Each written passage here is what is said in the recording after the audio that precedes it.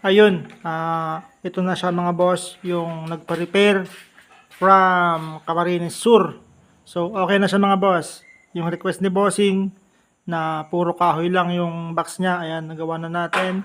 Tapos, yung request din niya na yung tornilyo ng rod sa taas, ayan, okay na rin. Dito natin ilagay. Tapos, yung walang adjustan yung upper platino niya. So, yan, isang tornilyo lang din mga boss.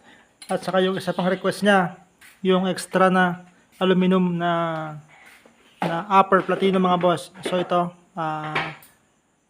bibigyan din natin siya ng ganito.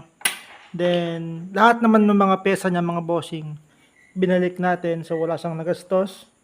Ang nagastos lang na dito, yung magnetic wire na idinagdag natin. At saka ito mga bossing, ito. Itong tornilyo. So, okay na to mga boss. Papadala ko na siya bukas, Martes. So, masaya na si Bossing kasi pinakita ko na sa kanya to. Then, pasensya na kasi natagalan. Ang daming lakad, madami tayong ginagawa mga boss. So, testingin na lang natin mga bossing. Ayan. Wala siyang switch mga boss. Kasi may switch daw yata yung si Bossing doon. So, ito. Pwede nyo ikabit dito kahit saan. Tapos, testingin natin mga boss. Ayan o.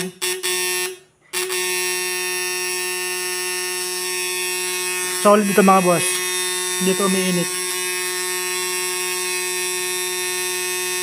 Ayan o. Hindi ito umiinit mga boss. So, testingin naman natin sa rod dito mga boss. Sa rod tapos sa may dahon. So, hindi ko na ito matetesting mga boss sa tubig kasi nga medyo busy talaga tayo. Dami natin ginagawa. So, dito na lang. Uy.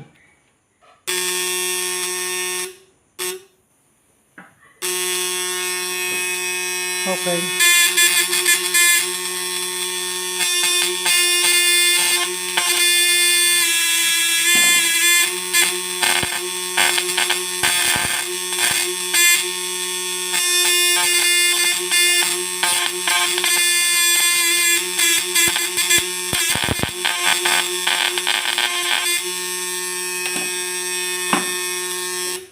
So, okay na mga boss. Ito, wala tong kainit-init mga boss. Yan o.